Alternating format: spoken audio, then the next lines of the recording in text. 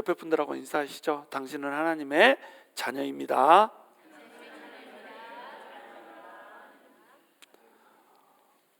자, 다시 한번 인사하시죠. 어머, 그럼 우리가 형제 자매네요. 이렇게.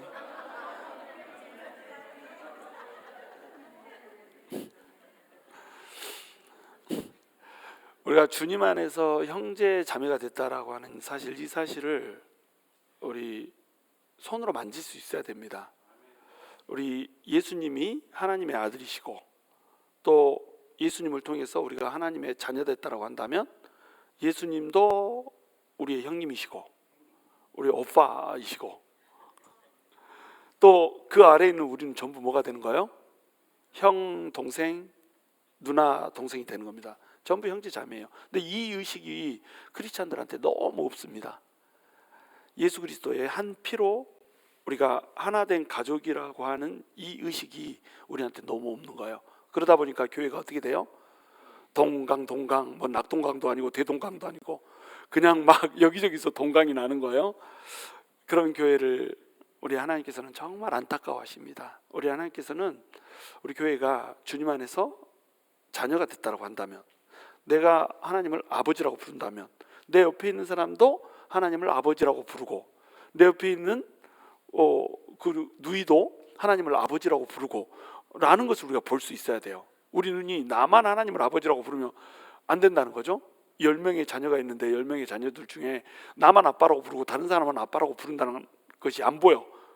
그래서 아버지하고 내 관계는 있는데 형제 자매들과의 관계는 죽어져 있는 이런 경우가 얼마나 많아요. 그것이 어디에서 오느냐면 인식의 부재에서 오는 겁니다. 인식의 부재.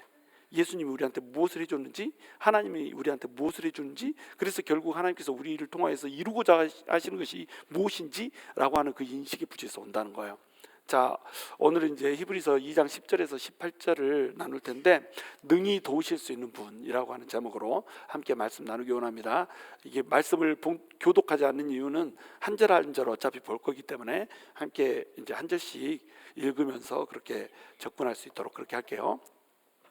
자, 이제 지금까지 우리가 해왔던 히브리서의 내용을 보자면, 히브리서를 읽고 있는 그 독자들, 히브리 기독교인들이 직면하고 있는 문제가 두 가지 문제가 있다고 그랬죠. 한 가지 문제는 시련이었어요. 또 한 가지 문제는 유혹이 있었습니다. 그래서 시련과 유혹, 트라이얼과 템테이션이라고 하는 것을 제대로 받고 살고 있었어요. 그래서 그들은 예수를 믿는다라고 하는 것이 이렇게 목숨을 내어 던져야 되는 거라고 한다면 우리가 유대교로 다시 돌아가는 것이 좋지 않을까라고 하는 생각을 하고 있었습니다. 그래서 정신을 차리고 있지 않으면 떠밀려갈 수밖에 없는 이런 상황이었어요. 그래서 너네가 흘러 떠내려가지 않도록 조심하라 라고 하는 첫 번째 경고를 줍니다. 총 경고가 5가지 경고가 나온다고 그랬죠. 그거 다시 반복하지 않습니다. 첫 번째 경고는 뭐냐면 흘러 떠내려가지 않기 조심해라 이거였어요. 근데 흘러 떠내려가는 이유는 뭐라고요? 우리 예수님께서 우리를 위해서 베풀어 주신 그 큰 구원을 어떻게 여긴다? 등한히 여기기 때문에 흘러 떠내려간다는 거예요. 그러면 그 큰 구원이라는 게 뭔가, 떠내려간다라고 하는 첫 글자를 따가지고 제가 드리프트로 설명을 했죠. 데스티네이션이 있다는 거예요. 하나님께서 우리에게 세우신 목적지가 있습니다. 결국에는 우리가 이 땅에서 살다가 이 땅에서 죽고 사라지는 것이 아니고 하늘나라의 영원한 곳, 영원한 초소, 원래 우리의 본향, 그것이 있다는 거예요. 그게 데스티네이션입니다. 그 데스티네이션을 우리 하나님께서 주시고 그곳으로 가기를 원하세요. 그리고 그곳으로 갈 수 있는 길을 우리 하나님께서 어떻게 하셨다고요? 리빌 하셨다고요. 그게 R이라고 그랬죠. 데스티네이션 다음에 레벌레이션이라고 그랬어요. 리빌 하셨습니다. 그래서 모든 것을 계시를 하셨어요. 구약 성경에서 예수 그리스도가 어떻게 와서 구원하실지 전부 계시를 해놓고 나서 신약에서는 그 계시된 예수님이 진짜로 와버렸습니다. 그래서 그 예수님이 어떻게 와버렸어요? 하나님의 영광의 광채시요 하나님의 본체의 형상으로 와버렸어요. 예수님을 보면 하나님의 광채가 느껴지고 하나님의 영광이 느껴지고, 예수님을 봐버리면 하나님 그 자신의 그 본체의 형상이 드러나 버려요. 하나님을 도장 찍어놓은 것처럼 예수님이 딱 그렇게 와버렸다는 거예요. 그러니까 예수님은 계시 중에 특별 계시라고 그랬죠. 그래서 이 예수님을 보면은 하나님을 알 수밖에 없다. 그러면 하나님이 예수님을 통해서 보여주면 뭐가 보여져요? 하나님께서 목적하시는 그 목적지가 보여진다는 거예요. 하나님의 계시는 하나님의 초소, 하늘나라가 보여진다는 거죠. 그러면 하늘나라로 우리가 가려면 뭐가 있어야 돼요? 하나님의 인비테이션이 있어야 된다고 그랬죠.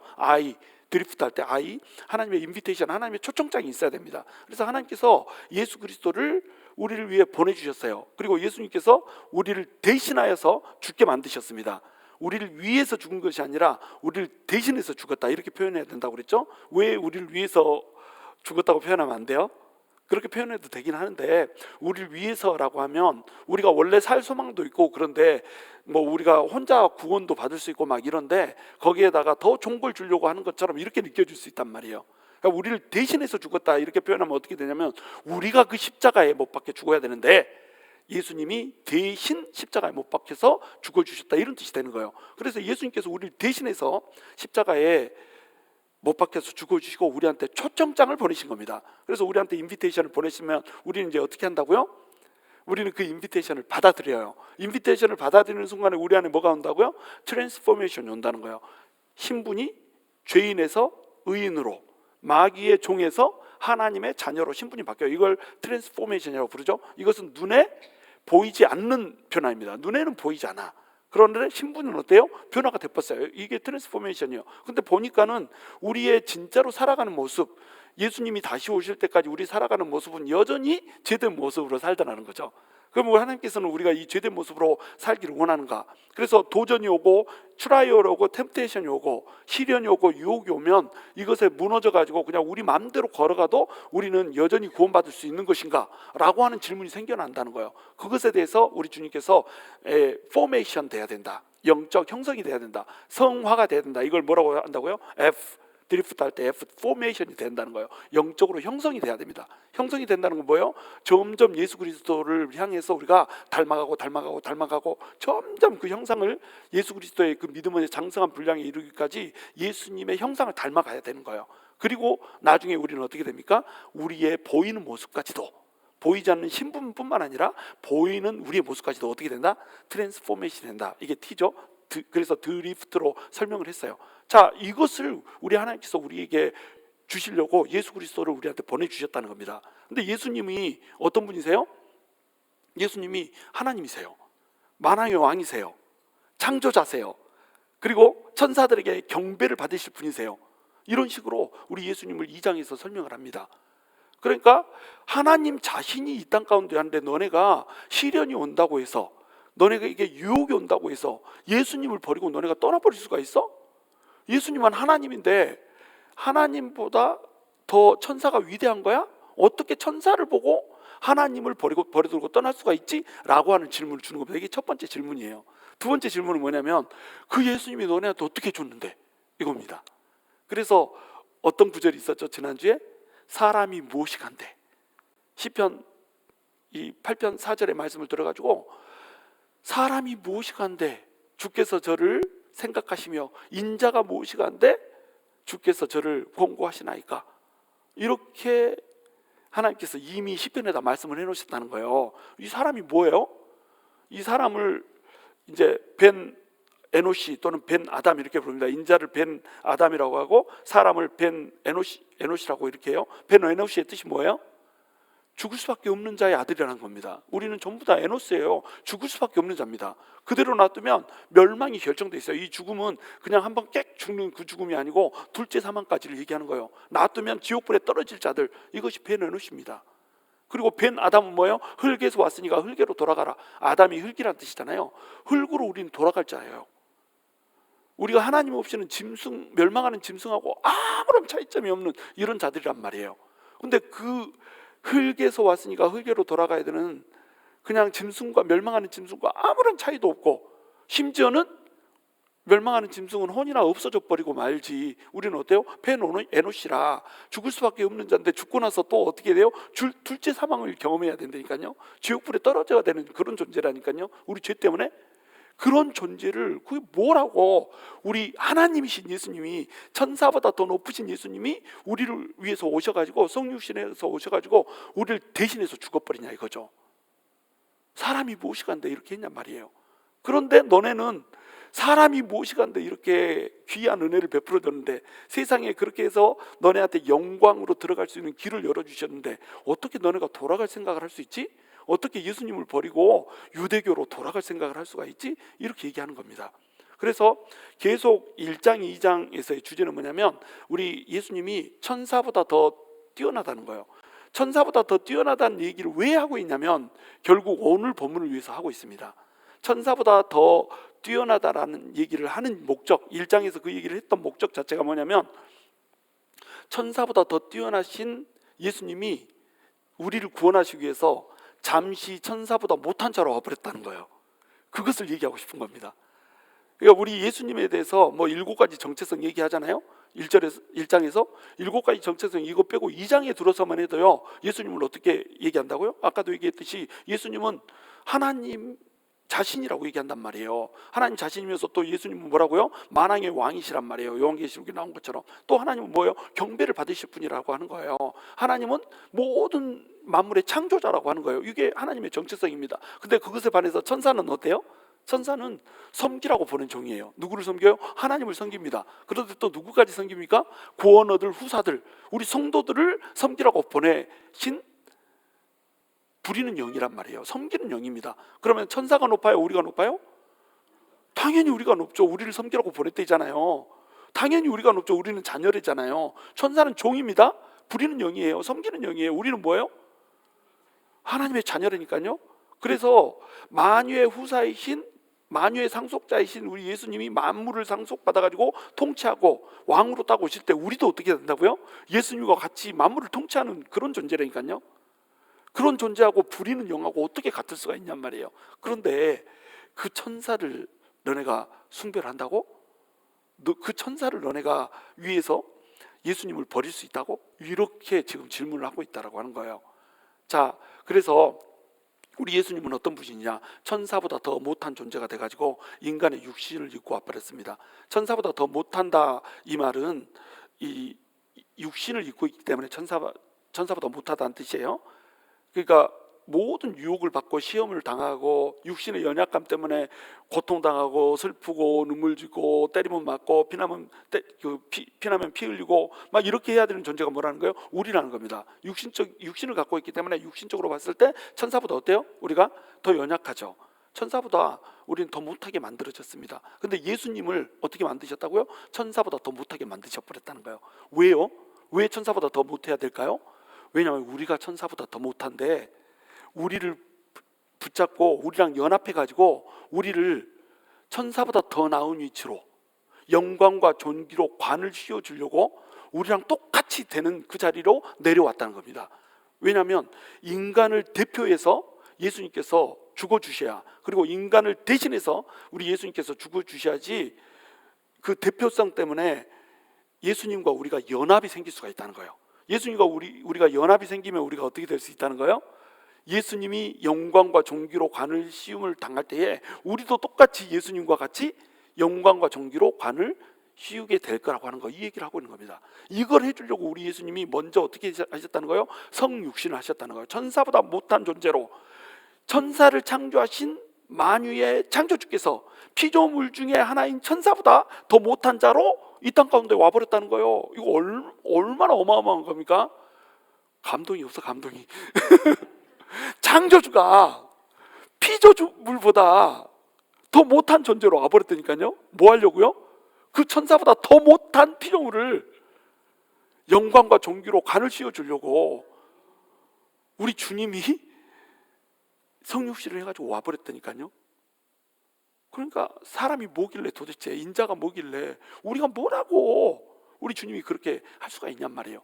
그렇게 해가지고 오셨습니다. 그래서 이 땅에서 모든 고난을 당하시고 십자가에 못 박혀서 또 죽으셨습니다. 십자가에서 못 박혀서 죽으신 이유는 뭐예요? 우리 죄인들이 감당해야 될 죄를 대신해서 감당해버린 겁니다. 그래서 같이 우리 예수님이 죽을 때 같이 십자가에다 자기 죄를 못 받고 예수님에게 그 죄를 전가시킨 사람은 전부 죽었다가 다시 살아날 수 있는 길을 열어주시기 위해서 우리 주님이 죽어버렸다는 거예요. 그 얘기를 9절까지 하고 이제 10절에 가시면 이제 어떻게 얘기하냐면, 함께 읽습니다. 시작. 그러므로 만물이 그를 위하고 또한 그로 말미암은 이가 많은 아들들을 이끌어 영광에 들어가게 하시는 일에 그들의 구원의 창시자를 고난을 통하여 온전하게 하심이 합당하도다. 지난주에 살펴봤지만 우리가 좀 더 구체적으로 살펴봅니다. 그러므로 만물이 그를 위하고 또한 그로 말미암은 이 누구예요? 하나님이죠. 하나님입니다. 예수님 아니고 하나님. 만물이 그를 위하고 모든 것이 하나님을 위해서 존재합니다. 그리고 만물이 하나님으로 말미암아서 이 땅 가운데 이 세상 가운데 딱 등장하라고 창조가 되게 된 거예요. 근데 그렇게 하신 우리 하나님께서 많은 아들들을 이끌어 영광에 들어가게 하시는 그 일에 그들의 구원의 창시자를 고난을 통하여 온전하게 하셨다 이렇게 나오죠. 자, 많은 아들들, 이게 많은 아들들은 누굽니까? 예수를 믿는 많은 사람들. 그러니까 아들들이 많아요. 이게 이제 뭐 영어로 얘기하면 폴리 선스 막 이렇게 됩니다. 휘오스라고 하는 이 헬라어 단어인데 휘오스라고 하는 단어가 뭐냐면 아들들이라는 뜻입니다. 아들들이 폴로스, 폴리 알죠? 폴리 많다는 거예요. 많아. 그러니까 예수 그리스도 한 분뿐만 아니라 예수 그리스도와 연합된 많은 사람들을 아들로 삼아가지고, 이 아들들 많은 아들들이라고 표현했죠. 아들로 삼아가지고 또는 딸로 삼아가지고 이 사람들을 구원하고자, 이 사람들을 하나님의 자녀 삼아서 하나님의 영원한 이 영광을 누리게 하고자 하나님께서 이 목적을 가지고 있어요. 그 목적을 가지고 지금 누구를 보내셨냐면 구원의 창시자를 보내셨다는 거예요. 영광에 들어가게 하시는 일. 자, 영광에 들어가게 한다는 거, 이것을 다른 표현으로 하면 영광의 나라에 들어간다는 거거든요. 하나님의 영광의 나라에 들어가는 거. 또 하나님의 영광이 들어간다는 거, 이 말 그 자체로도 여러분 이해를 할 수 있어야 돼요. 여러분, 죄인이 하나님 앞에 설 수 있는 이유가 뭡니까? 하나님의 영광에 설 수 없는 이유. 모든 사람이 죄를 범함에 하나님의 영광에 이르지 못한다 이렇게 나왔죠. 우리는 절대 하나님의 영광에 이를 수가 없습니다. 하나님의 영광에 이를 수 없기 때문에 영광이신 하나님 앞에 죄된 모습 가지고는 절대 설 수가 없어요. 근데 우리 예수님이 우리 죄를 대신해서 죽어버렸어요. 그러면서 우리가 어떤 존재가 되어버렸어요? 하나님의 영광 앞에 설 수 있는 존재가 되어버렸고요, 하나님의 영광을 누릴 수 있는 존재가 되어버렸습니다. 이것이 영광에 들어가게 하는 걸로 이렇게 표현했어요. 많은 아들들을 하나님의 영광에 들어가게 하기를 원하셨어요. 그래가지고 어떻게 하셨냐면 구원의 창시자를 고난을 통하여 온전하게 하셨다 이렇게 나옵니다. 고난을 통하여서 온전하게 했다. 그러면은 예수님이 고난받기 전에는 온전하지 않았다는 뜻일까요? 이것도 어려운 구절 중에 하나입니다. 히브리서는 여러분 어려워요. 이 어려운 히브리서를 내가 쉽게 설명해 주려고 머리털이 빠질 지경인데 히브리서는 어렵습니다. 그래 함부로 막 이렇게 읽고 이해하려고 달라들다가 막 실족할 수가 있어요. 자, 그러면 예수님이 고난을 통해서 온전하게 하심이 합당하다 이렇게 얘기했으니까 그 전에는 우리 예수님이 고난받기 전에는 온전하지 않다는 뜻일까요? 그렇지 않습니다. 예수님이 이 땅에 성육신에서 오실 때도 예수님은 어떤 존재였어요? 온전하신 분이었습니다. 완전하신 분이었어요. 그런데 여기서 이제 고난을 통하여 온전하게 하심 할 때 온전하다 이 말은 어떤 의미를 이렇게 함유하고 있냐면 사람들을 구원하기에 온전하시다는 거예요. 우리 예수님이 온전하신 분이라고 하는 거, 거룩하신 분이라고 하는 거, 죄가 없는 분이라고 하는 거, 이것은 우리한테 큰 의미가 없습니다. 예수님이 우리를 위해서, 우리를 대신해서 죽기 전까지는 우리한테 의미가 없어요. 예수님이 거룩하신 게 우리하고 무슨 상관이에요? 근데 그 거룩하신 예수님이 오셔가지고 우리를 대신해서 죽어줘 버렸다니까요. 이게 고난이에요. 이 고난을 우리 주님께서 받아줌으로 말미암아서 우리가 어떤 존재가 돼버려요? 우리가 구원을 받고 하나님의 많은 아들들 중에 한 명이 돼버린다는 거예요. 자, 그러면 이제 우리 주님이 어떤 존재가 돼버렸어요? 우리를 구원하기에 온전하신 존재가 돼버렸습니다. 우리 주님은 둘째 아담으로 오셨거든요. 모든 인간을 아담이 대표해서 죄를 지었다가 모든 인간의 아담의 죄 때문에, 그 대표성 때문에 전부 죄인이 돼버렸잖아요. 그렇죠? 근데 둘째 아담으로 오셨어요. 예수님이 우리 인간을 대표해서 십자가를 지고 죽었습니다. 그러면 이제 우리는 어떻게 되는 거예요? 우리도 예수를 믿기만 하면 예수님과 함께 십자가를 지고 죽은 자가 돼버리는 거예요. 그래서 죽음으로 죄를 대속한 것이, 속한 것이 돼버리는 겁니다. 그렇죠?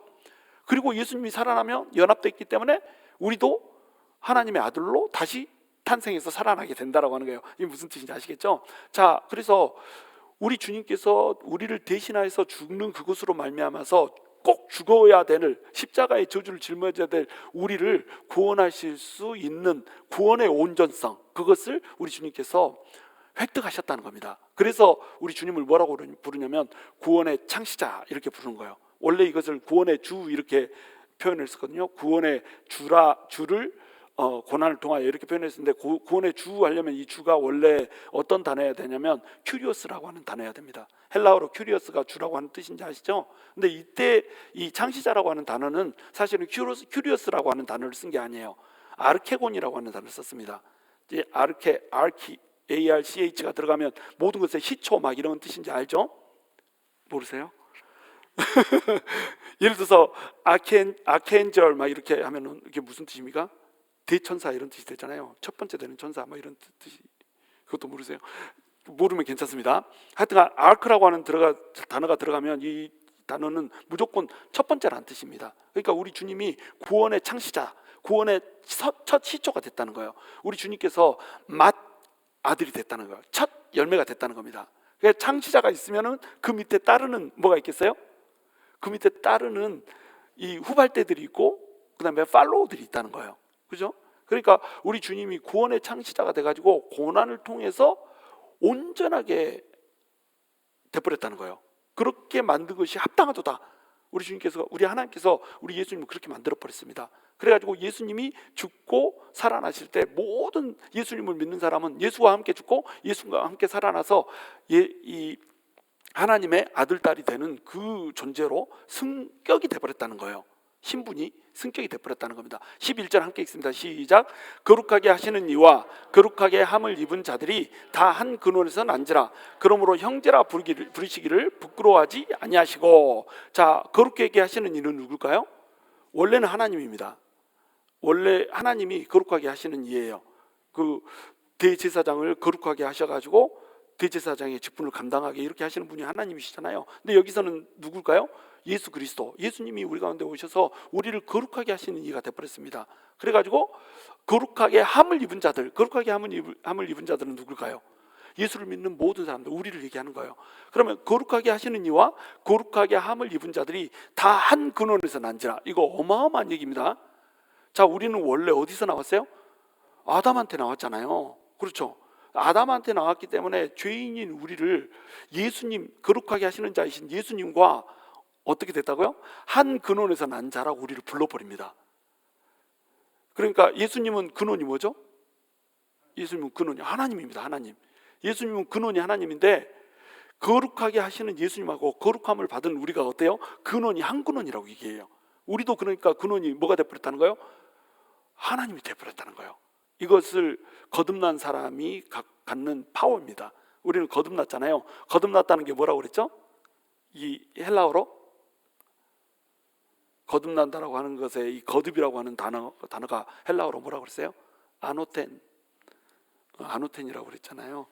위로부터 다시, 두 가지의 뜻이 있다고 그랬죠. 다시 태어나는 겁니다. 근데 다시 태어나는데 우리는 전부 어디서 태어났어요? 원래 아래에서 태어났죠. 땅에서 태어났죠. 그런데 예수를 믿는 순간에 어디서 태어난다고요? 위에서부터 태어난다고요. 성령으로 우리가 태어나는 겁니다. 다시. 그러니까 우리가 거룩해지는 거예요. 예수님이 우리의 죄를 십자가에서 우리 죄를 대신 지고 죽으심으로 우리 죄를 씻어버렸습니다. 그러니까 우리가 거룩해져 버렸어요. 거룩해졌으니까 우리한테는 이제 우리의 그 원래 더러웠던 영이 아니라 죄인의 영이 아니라 우리 안에 뭐가 들어와 버려요?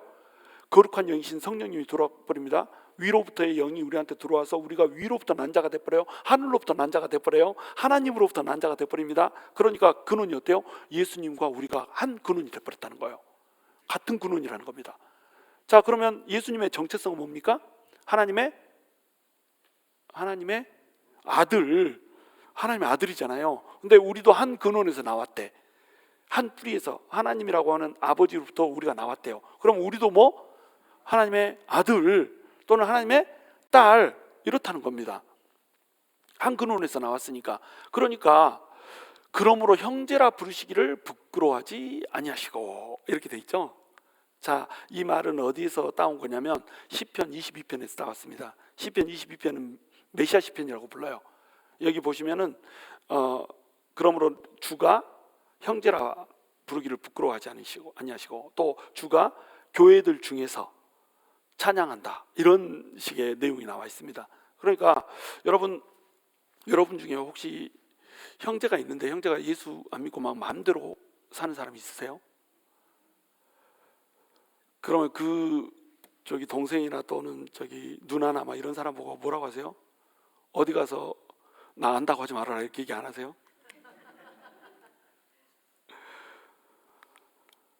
아주 형제간 중에 밖에 나가가지고 그냥 난장을 치고 부끄러워 죽게 만드는 사람이 있습니다. 그죠? 그런 사람 보면 뭐라고 그래요? 너 가서 나 형제라고 부르지 말아라. 나 아는 사람이라고 부르지 말아라. 교회도 안 데리고 옵니다. 교회 데리고 오면 어떻게 돼요? 저 사람이 내 동생이란 게 너무너무 창피해. 너는 저기 교회를 다니지 말든지 아니면 구원은 받아야 했을 것이니까 저 딴 교회 다니거라. 이렇게 해가지고 딴 교회 보냅니다. 왜 그래요? 부끄럽거든. 근데 우리 예수님이요, 우리를 형제라 부르기를 어떻게 했다? 부끄러워하지 않으셨다는 겁니다. 우리 주님이 우리를 원래 보시기에 우리는 어떤 존재입니까? 너무너무 부끄러운 존재입니다. 그냥 부끄러운 존재 아니에요. 너무너무 부끄러운 존재예요. 이거 여러분 인정하십니까? 우린 너무 부끄러운 존재예요. 하나님과 원수된 자였고요, 절대로 하나님의 거룩하심에 들어갈 수도 없고요, 우리 죄 때문에 모든 사람이 죄를 범함에 하나님의 영광에 이를 수가 없는 그런 존재가 우리예요. 너무너무 부끄러운 존재입니다. 형제라 부르기에 부끄러운 존재예요. 근데 우리 예수님께서요, 우리를 형제라 부르기에 부끄러워하지 않았다는 거예요. 왜냐하면 우리 죄를 대신해서 죽으시고 우리 죄를 씻어버렸거든요.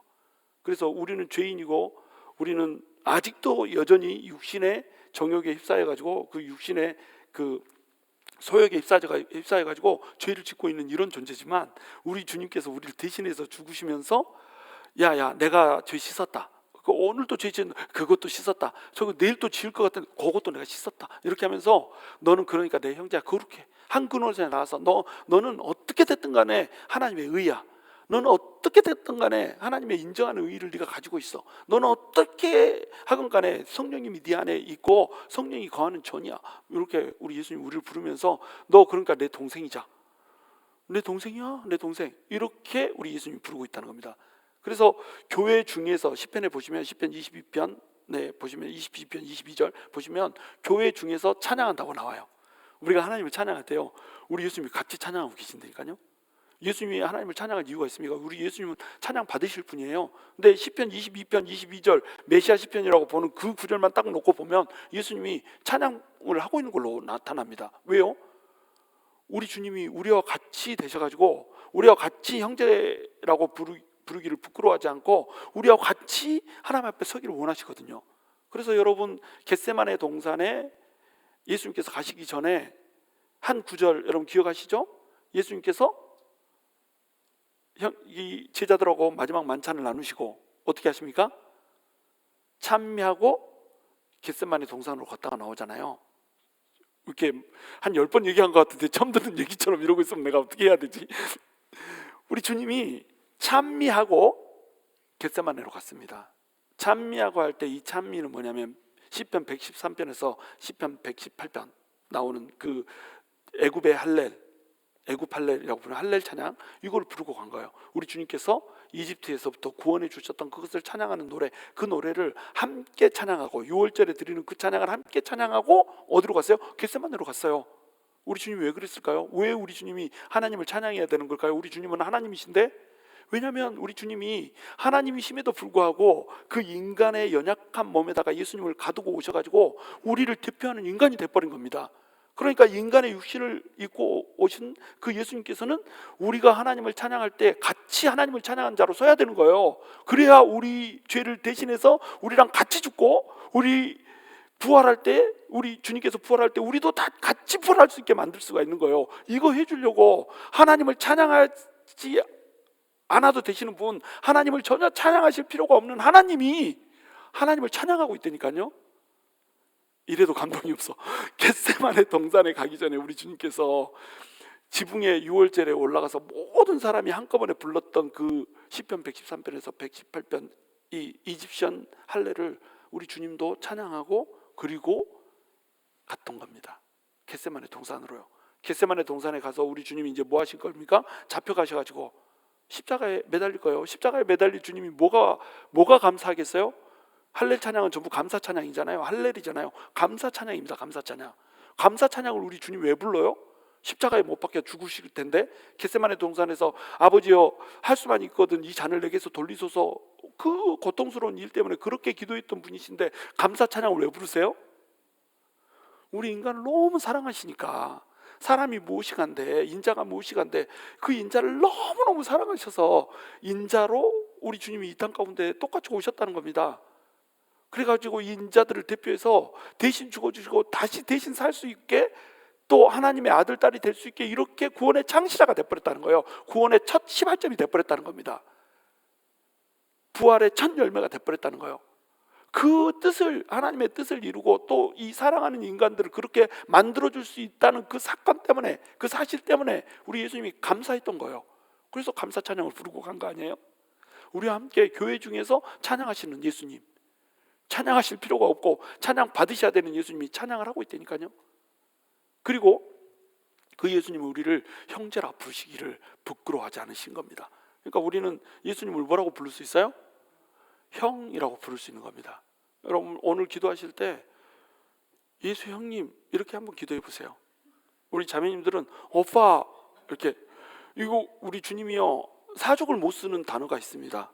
오빠, 이 단어 이렇게 눈을 이렇게 뜨면서 오빠 이렇게 한번 하면 그냥 괴로워 죽겠죠. 힘들어 죽겠죠. 오빠 이렇게 하면요 우리 주님 녹아버려요.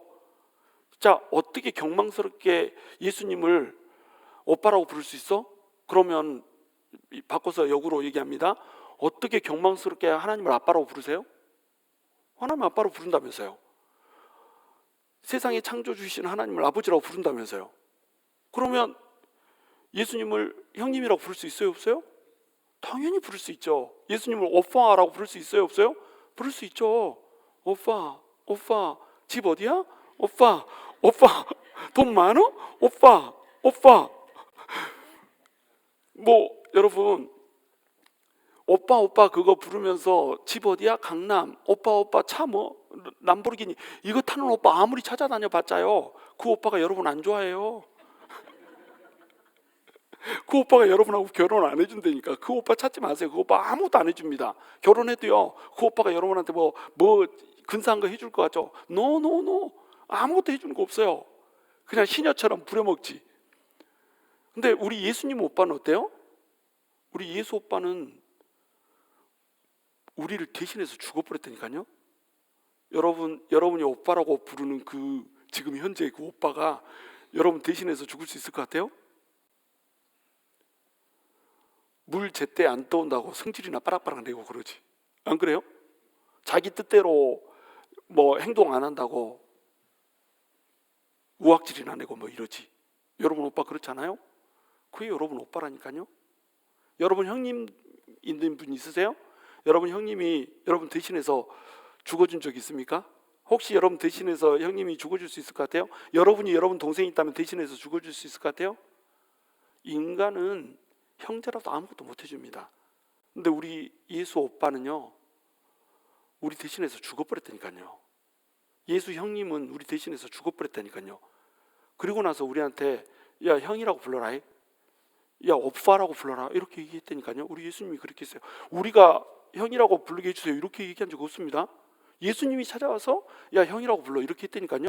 형제라 부르시기를 부끄러워하지 않았다고 성경이 말하잖아요. 성경이. 우리 주님이 우리를 형제라고 부르기를, 동상 이렇게 부르기를 부끄러워하지 않으십니다. 이게 우리 주님이세요. 그래서 우리 주님은 우리의 맏형이시다. 맏아들이시니까 당연히 맏형이 되는 거죠. 그래서 여러분 다급하시면 형님 일할랍니까? 형님 나 이렇게 고통스러워하는 거 보고도 지금 가만히 있을랍니까? 이렇게 기도할 수 있어야 돼. 이게 친밀이에요, 친밀. 그래서 오늘 기도하실 때는 형님 소리가 많이 듣기를, 형님 막 이러지 마시고 또 형님 막 건들건들. 우리 주님은 깍두기가 아니십니다. 우리 주님은 우리를 대신해서 죽으신 형님이세요, 형님. 얼마나 친밀하게 우리한테 다가오기를 원하는지 아세요? 근데 우리는 가까이 하기엔 너무 먼 당신을 난 아직 모르겠어요 이러고 있어요. 우리 주님이 우리랑 아무 관계가 없는 자가 되어서 우리가 살고 있습니다. 예수님 누구세요? 다반지처럼 그냥 구원자, 우리를 구원하신 분, 우리를 대신해서 죽으신 분, 그냥 앵무새 읊조리듯이 우리 머릿속에 들어있는 정답만을 얘기하고 있어요. 근데 진짜 예수님을 형님이라고 부를 수 있는 그 친밀도가 우리한테 있어요? 예수님 오빠 왜 그러세요? 이렇게 부를 수 있는 그 친밀도가 우리한테 있어요? 그 친밀도가 우리한테 있어야 되는 거예요. 그렇게 부를 수 있어야 됩니다. 그리고 그렇게 기도해야 되는 겁니다. 왜? 예수님이 와서 그렇게 부르라고 그랬잖아요. 예수님이 그렇게 찾아왔잖아요. 뭐 내가 해주라고 한 적 없잖아요. 그래도 못하겠으면 하지 말든지요. 난 할 거야. 자, 12절 함께 읽습니다. 시작. 이르시되 내가 주의 이름을 내 형제들에게 선포하고 내가 주를 교회 중에서 찬송하리라 하셨으며, 방금 설명드렸죠? 10편 22편 22절 내가 주의 이름을 내 형제들에게 선포하고 이렇게 얘기했습니다. 주의 이름을 내 형제들에게 선포한다. 내 형제들에게 선포한다는 게 뭐예요? 지금 이미 예수를 믿는 사람들이 내 형제가 돼버렸다는 겁니다. 이때 주의 이름은 누구의 이름입니까? 하나님의 이름이에요. 하나님의 이름을 내 형제들에게 내가 죽음으로 말미암아서 선포하겠다는 거예요. 여호와라고 하는 이름, 구원을 주시는 그 이름을 선포하겠다는 겁니다. 그리고 내가 주를 교회 중에서 찬송하리로다. 교회 중에서 교회라고 하는 게 뭡니까? 이 건물 교회가 아니에요. 믿는 사람들입니다. 우리 성도들 사이에서 우리 주님도 함께 찬송하겠다 이렇게 말하고 있는 거예요. 우리 예수님이 왜 찬송을 해야 돼요? 찬송 받으실 분인데 우리랑 같이 되셨으니까, 우리랑 같이 되려고 그렇게 낮고 낮은 땅으로 내려오셨으니까 함께 찬송하는 자리에 있겠다고 그러잖아요. 찬송할 필요 없습니다. 우리 주님이 인간의 몸을 입고 와서도 여전히 하나님이세요. 찬양 받으셔야 되지 찬송할 분은 아니세요. 근데 우리 인간을 대표해서 와셨기 때문에 찬송하는 부분에서도 우리 인간과 같이 하신다니까요. 예수님이 찬송한다는 얘기 들어보셨어요? 근데 시편 22편 22절은 명확히 얘기하고 있습니다. 히브리서 2장 12절에서도 명확히 이 구절을 예수님에 대한 이야기로 대입을 시키고 있어요. 자, 13절 시작. 또 다시 내가 그를 의지하리라 하시고 또 다시 볼지어다 나와 및 하나님께서 내게 주신 자녀라 하셨으니, 이렇게 되어 있습니다. 자, 이 구절은 어디에서 따온 거냐면 구약의 그 이사야서 아시죠? 이사야서 8장 17절 18절에서 따온 겁니다. 이 상황이 어떤 상황이냐면 히스기야 시대에 아수르가 막 쳐들어와요. 자, 아수르가 쳐들어오니까 아수르가 더 강해요? 아니면 이스라엘이 더 강해요? 아수르가 훨씬 강합니다. 히스기야 시대에 있던 이스라엘은 아수르를 이길 수 있는 힘이 있어요? 없어요? 힘이 없습니다. 그래서 이 아수르를 도대체 어떻게 대적을 하지? 어떻게 이 아수르로부터 멸망을 우리가 당하지 않지? 북이스라엘은 이미 멸망해버렸는데 우리도 꼭 멸망할 것 같이 풍전등화의 위기에 이렇게 놓여 있는데 우리는 어떻게 해야 되지? 그러면서 많은 사람들이 애굽을 의지했습니다. 애굽이 도와주겠지. 애굽으로 가가지고 조공 바쳤어요. 애굽한테 기름을 바쳤습니다. 그리고 또 많은 사람들이 우상을 의지했습니다. 바알신이 어떻게 해주겠지? 아세라가 어떻게 해주겠지? 아세라 금수나 막 이렇게 하면서 아세라가 어떻게 해주겠지? 막 이렇게 하고 바알과 아세라를 섬기고 이렇게 했어요. 그런데 이사야가 어떻게 얘기하냐면 너네는 애굽을 의지해라. 너네는 우상들을 의지해라. 나는 하나님만 쳐다보겠다 결단하고 나온 겁니다. 나는 하나님만 볼 거야. 다 우상 섬기고 다 애굽 쳐다봐도 나만은 하나님 쳐다볼 거야. 이렇게 선포를 하고 나선 겁니다. 히스기야 시대에. 그걸 보고 사람들이 감동을 받았어요. 제일 처음에 감동을 받은 사람이 누구냐면 이사야의 두 아들이었습니다. 그 아들들이 우리 아버지 멋지다. 나도 하나님만 볼 거야. 아수르한테 내가 목이 베어서 죽는 한이 있어도 나는 끝까지 하나님 볼 거야. 이러고 나온 겁니다. 그리고 이사야의 제자들도 또 감동을 먹었어요. 우리 스승이 하나님만 보겠다면 당연히 우리도 하나님만 봐야지. 하나님만 보다가 죽는 한이 있어도 나는 하나님만 볼 겁니다. 애굽 안 보고 우상 안 보고 아수르 저 내려오는 저 세력들을 하나님이 능히 이길 것을 내가 믿습니다. 나는 하나님만 볼 거예요. 하나님한테 기도함으로써 내가 이길 거예요. 군사적 힘으로 이기는 것이 아니라 우리를 대신해 싸워주는 하나님이 우리를 이기게 하는 거, 이거 믿고 나갈 거예요. 이렇게 제자들이 그렇게 한 겁니다. 그랬더니 이사야가 한 말이 바로 이 말이에요. 또 다시 내가 그를 의지하리라. 나는 하나님을 의지하리라. 이렇게 얘기했는데 또 다시 볼지어다. 나와 및 하나님께서 내게 주신 자녀라 하셨으니, 이렇게 말했죠. 나와 및 하나님께서 내게 주신 자녀라. 이 내게 주신 자녀가 누굽니까? 이사야를 따라서 같이 온 사람들, 이게 하나님의 자녀가 돼버린 거예요.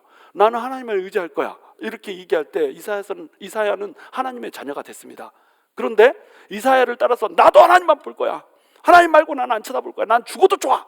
하나님만 보다가 내가 죽는 한이 있어도 내가 하나님 보면 하나님이 해줄 것을 믿어! 이러고 나갔던 사람들, 이 사람들도 뭐라고 불렀다고요? 이사야를 따라서 하나님의 자녀라고 불렀다는 겁니다. 이것을 이 히브리서 기자는 뭘로 보고 있냐면 이사야를 예수님의 예표, 그리고 그 아들들 둘과 제자들을 성도들의 예표, 이렇게 보는 겁니다. 예수님이 나는 십자가를 지고서라도 하나님만 의지하면서 이 백성들을 구원할 거야, 이렇게 한 겁니다.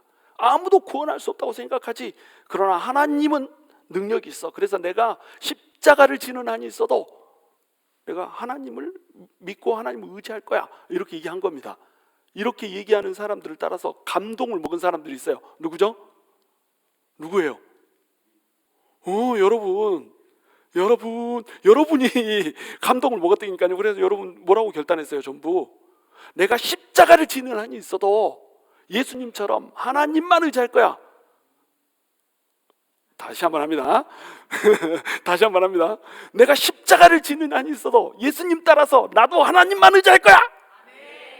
이렇게 아멘으로 화답한 자들이 뭐라고 불렸다고요? 하나님께서 내게 주신 자녀라고 불렸다는 겁니다.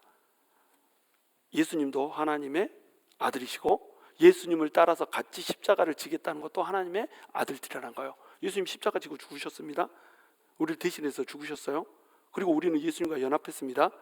그 때문에 우리가 하나님의 후사가 됐고 하나님의 아들, 딸이 됐습니다. 그것 때문에 하나님의 영광의 나라에 들어가게 됐습니다. 그런데 시련이 오고 유혹이 와요.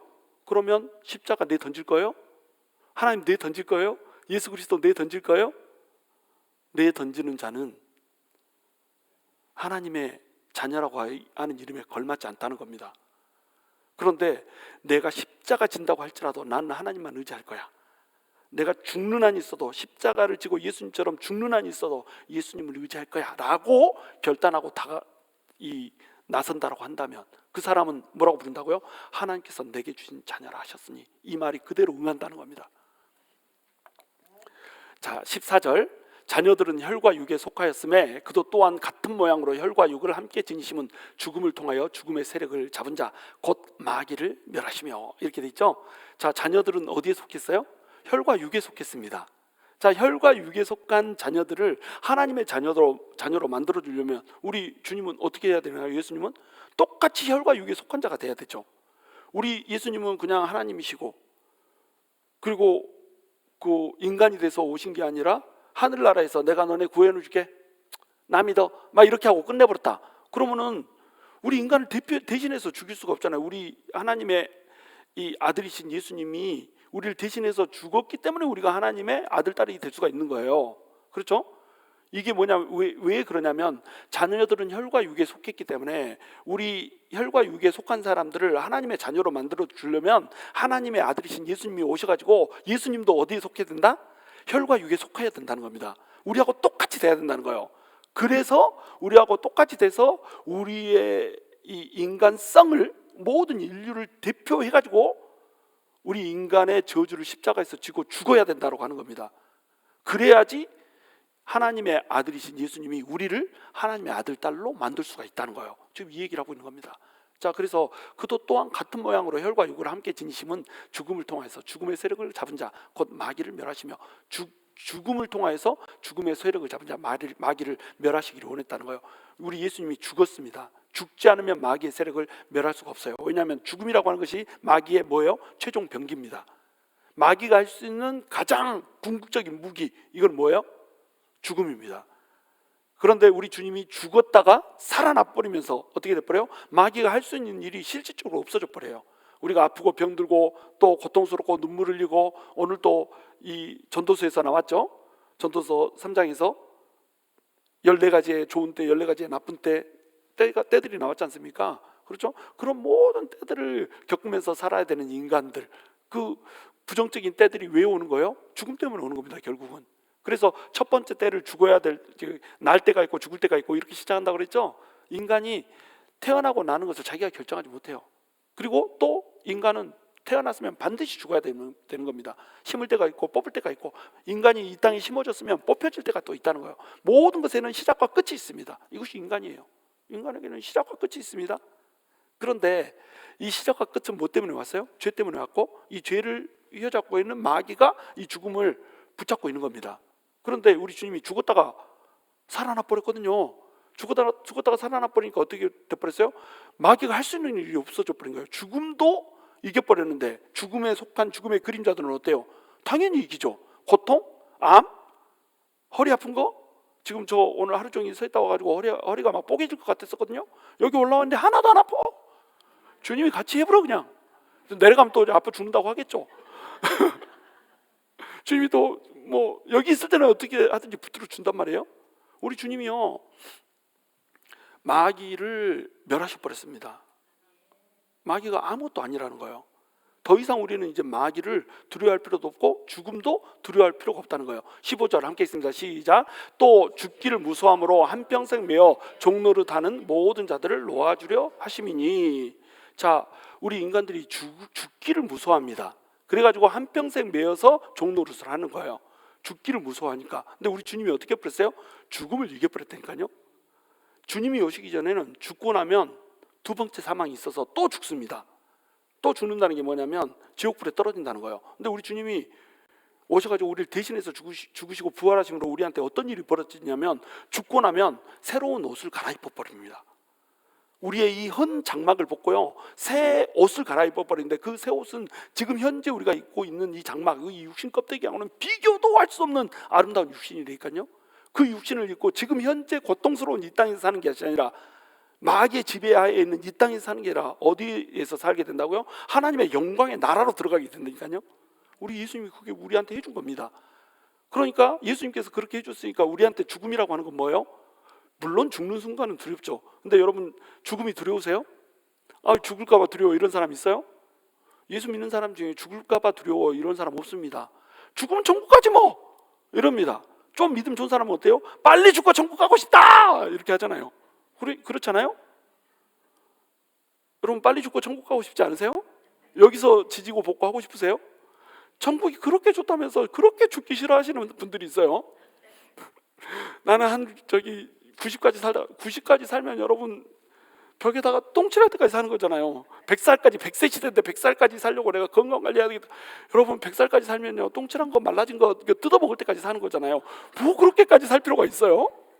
그렇잖아요. 빨리 죽으면 천국인데 천국 가는 게 더 좋잖아요. 우리가 이 땅에 사는 이유, 천국 가지 못하는 영혼들 더 건지고 구하려고, 하나님의 영광의 나라에 들어갈 때 더 많은 열매들 갖고 가려고, 그래서 우리가 여기서 살려고 하는 거지, 사실은 우리 죽는 것이 더 유익입니다. 그렇잖아요.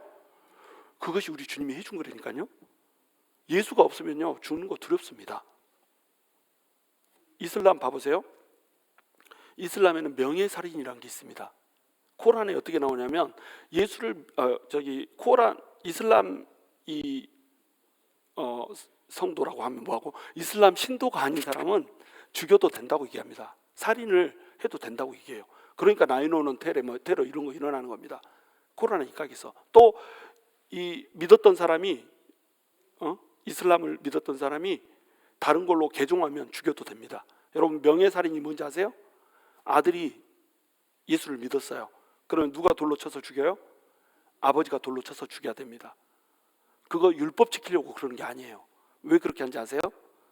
유일한 구원의 길이라고 생각합니다. 아들이 개종을 해버렸어요. 이슬람에서 기독교로 개종을 해버렸어요. 그러면은 이 사람은 이제 멸망을 받게 되잖아요. 구원을 받지 못하게 됩니다. 그럼 이 사람이 구원받게 하려면 어떻게 해야 돼요? 아빠가 돌로 쳐서 죽이면 구원받을 수 있습니다. 그러니까 돌로 쳐서 죽이는 거예요. 개종했다고 자기 아들을 돌로 쳐서 죽이는 거 상상이나 되세요? 여러분, 예수 믿지 않는다고 여러분 아들들 돌로 쳐서 죽이려고 상상해 보세요. 할 수 있겠어요? 근데 돌로 쳐서 죽여야 천국 간다고 이렇게 여러분 세뇌당했다고 생각해 보세요. 그럼 죽일 수 있는 겁니다. 그러니까 이 이슬람의 하나님은 사람을 죽여도 된다고 가르치는 종교예요. 그러면 지금 현재 나 전화통화를 꼭 저기서 해야 된다니. 지금 현재 이 현대의 나라는 이성의 나라잖아요. 이성의 시대잖아요. 이성적으로 봤을 때 신이 사람을 죽이려고 하고 이것이 합리화되고 정당화된다, 이것을 납득할 수 없는 시대예요. 그러니까 이슬람에서 이제 개종을 좀 해볼까 이런 마음이 드는 사람들이 있습니다. 합리적으로. 근데 개종을 왜 못해요? 죽거든요. 개종하면 죽거든요. 죽음을 불사하고 개종할 만큼의 믿음이 없는 겁니다. 그렇잖아요. 이거는 인간적으로 종교가 잘못됐어 이러고 개종을 하려고 하면은 무슨 이게 개종이 되겠어요? 예수 믿고 영원한 나라가 있어 이 정도는 돼야지 죽음을 불사하고 개종할 수 있는 거잖아요. 그렇죠. 그러니까 죽기를 무서워하기 때문에 한평생 매여서 종노릇 하는 겁니다. 여러분 신내림하는 사람들 아시죠? 무당들 막 이렇게 해가지고 막 작두 타고 막 이렇게 하다가 이제 늙으면은 신발이 떨어집니다. 영발이 떨어져요. 그죠? 그러면 이제 그 영이 누구한테 갑니까? 귀신의 영이 자기 자식한테 가잖아요. 자식한테 귀신의 영 가려고 하면은 자기 자식한테 너 내 대를 이어서 무당을 해라 이렇게 말하는 사람 있어요? 없어요? 없습니다. 다 하지 말라고 그래요. 근데 왜 하지 않고 업이 내려갑니까? 신병나불거든. 그러다가 시름시름 하다 죽어버리거든. 그러니까 죽음이 무서우니까 죽기 싫으니까 어떻게 해요? 그냥 종로로 하는 겁니다. 그렇게 사는 게 차라리 죽지. 살아서 뭐 한다고. 그렇죠? 근데 그들은 죽음이 두려워요. 예수 믿는 자에게는 죽음 이후의 삶이 있기 때문에 죽음이 두렵지 않습니다. 근데 예수가 없으면 죽음 이후의 삶이 장담이 안 돼요. 죽음 이후의 삶이 없습니다. 그러니까 죽음이 두려운 거예요. 불교도 제가 한번 설명해 드렸죠. 불교에 대승불교가 있고 소승불교가 있다고 그랬어요. 대승불교, 소승불교 차이를 설명해 줬잖아요. 지금 우리가 뭐 불교 신자들 믿는 건 전부 대승불교입니다. 소승불교는 뭐냐면 진짜로 석가모니가 만든 불교예요. 여기에는 극락이 존재하지 않습니다. 극락이 있습니까? 극락이 있는 거 모르겠는데 윤회가 있습니까? 윤회가 있는 거 모르겠는데 나는 내세라고 하는 거 몰라. 그냥 네가 깨달아야 돼. 네가 깨닫고 네가 해탈이 이르러서 네가 열반에 이르러가지고 네가 신이 되는 게 좋을 거야. 성불하라는 게 부처의 가르침이었어요. 근데 지금은 어때요? 극락이 있고 윤회가 있고 이렇습니다. 원래 윤회가 카스트 제도에 그것을 합리화시키는 거였잖아요. 브라만 계급이 언더레이티드, 그러니까 아주 하층민이 있습니다. 천민 계급이 있어요. 이 천민 계급보다 못한 계급인데 그 계급이 뭔지 아세요? 계급 안에 들어가지 못한 사람입니다. 계급 밑에 있는 사람이에요. 그런 사람은 짐승처럼 여겼습니다. 그러면 그 사람들은 나 천민이라도 했으면 좋겠다 이렇게 생각을 했어요. 그게 카스트 제도입니다. 근데 이 카스트 제도가 왜 유지가 되는지 아세요? 내가 업보를 쌓고 이것을 잘 받아들이면 다음 생에서는 브라만으로 태어날 수 있다라고 기대를 하는 거예요. 그러니까 이게 돌아갑니다. 그러니까 윤회 사상이라고 하는 것이 카스트 제도라고 하는 그 악한 신분 제도를 만들어낸 거예요. 그것을 그들은 그대로 막 답습을 했습니다. 근데 석가모니가 이것을 보고 딱 보니까는 이게 악습이거든.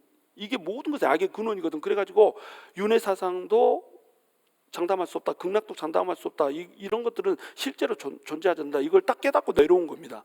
그래가지고 깨닫고 내려와서 바로 이렇게 하고 열반에 들어간 게 아니고 설법을 한참 하고 돌아다녔어요. 근데 그것을 나중에 용수보살이라고 하는 사람, 이 사람이 나타나가지고 이제 불교를 보니까는 석가모니가 가르친 걸 보니까 이거 아니거든. 그래서 이 석가모니가 맨 처음에 가르친 것이 막 퍼져나가다가 스리랑카에서 퍼져나가다가 스탑해버렸습니다.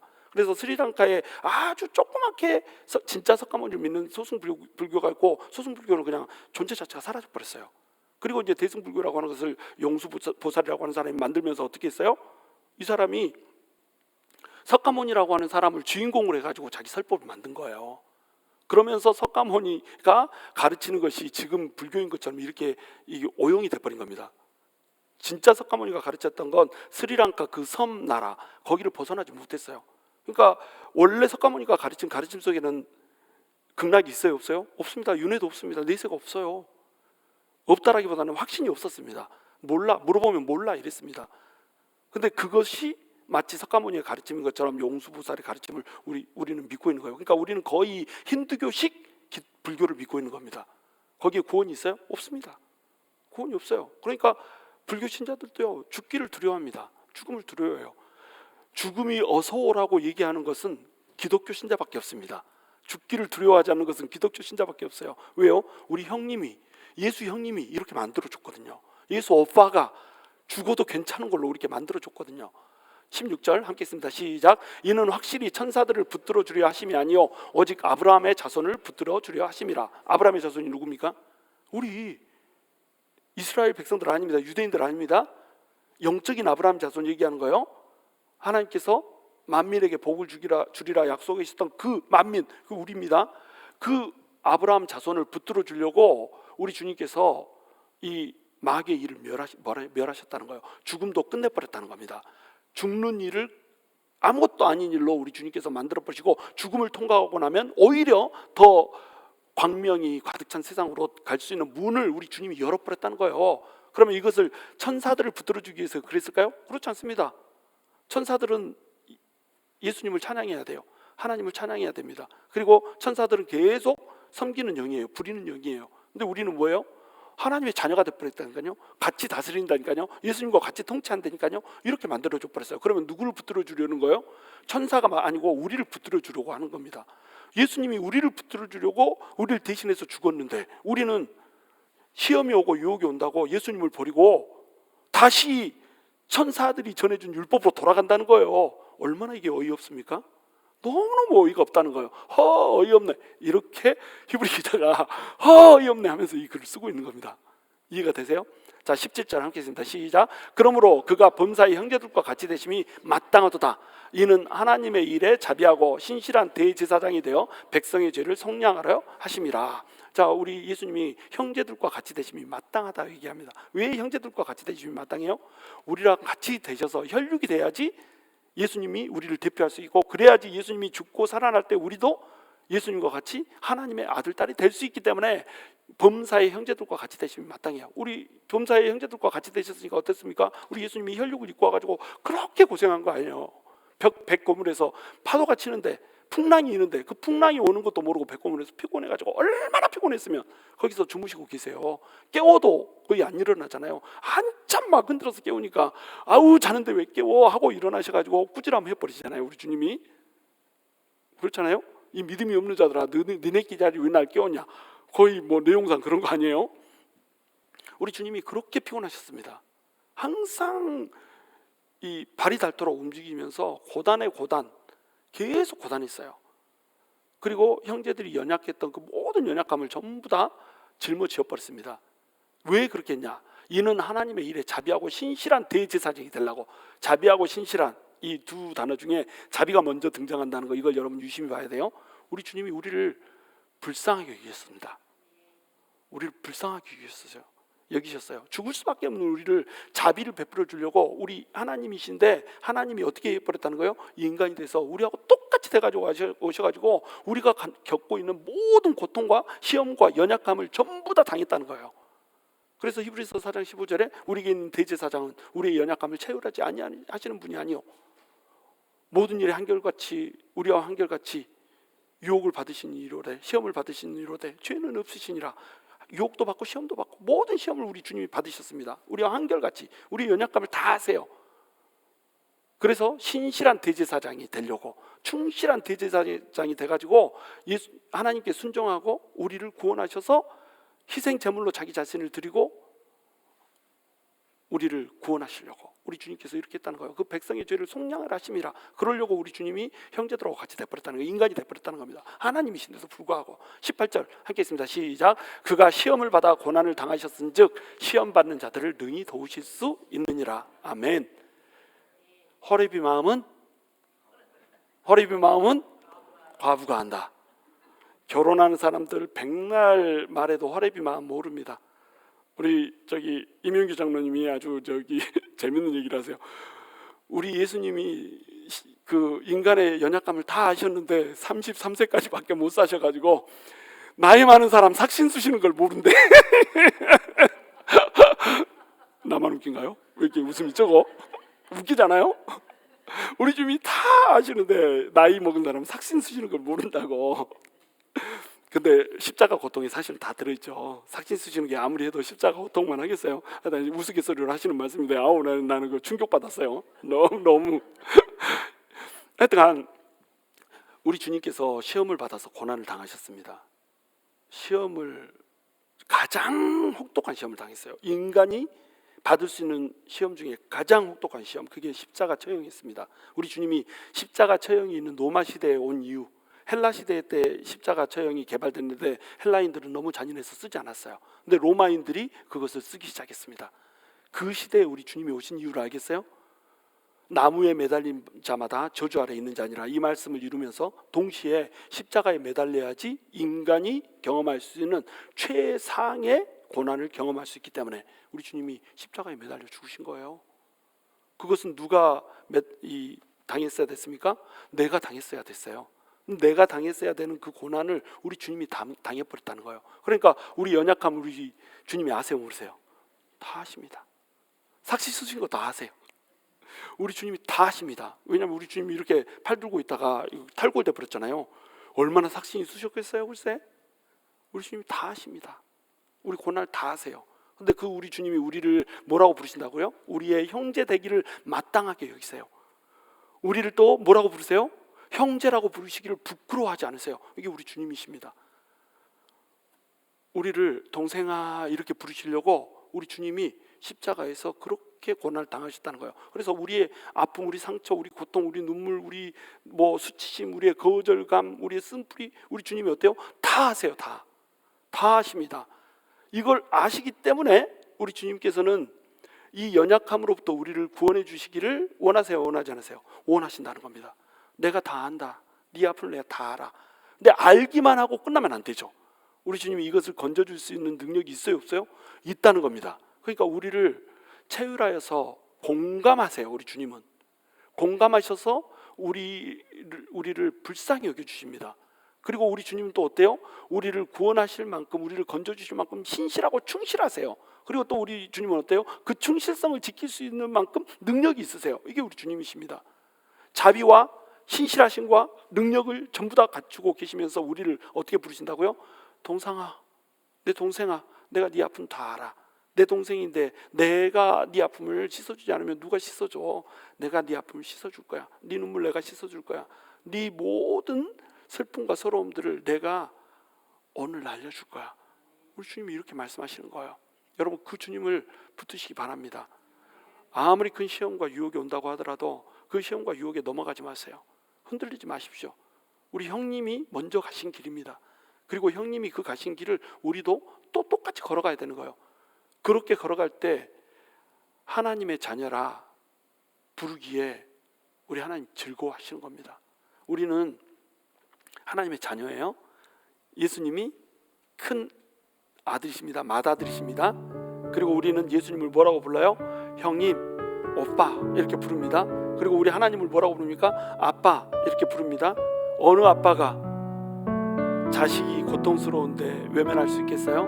그런데 우리 형님은 어떻습니까? 우리 오빠는 어떻습니까? 우리를 위해서 고난을 당해버렸다니까요. 인간이 되어서 오셔서 인간이 겪을 수 있는 모든 고난을 우리 형님, 우리 오빠가 당해버렸다니까요. 그래서 나 알아. 네가 당한 고통 내가 공감해. 네가 얼마나 아픈지, 네가 얼마나 슬픈지, 네가 얼마나 어려운 상황에서 신앙생활하고 있는지, 네가 얼마나 어려운 상황에서 헌신하고 있는지, 네가 얼마나 어려운 상황에서 얼마나 피땀 흘려서 번 돈을 가지고 나를 위해서 헌금하고 있는지 내가 다 알아. 그리고 나는 네 눈물을 다 씻어줄 수 있는 마음도 있고 의지도 있고 능력도 있고 신실함도 있는 너의 형이고 너의 오빠야 라고 우리 주님이 얘기해 주시는 겁니다. 오늘 그 음성이 여러분의 뇌리 속에 강력하게 박힐 수 있게 되기를 주님의 이름으로 축원합니다.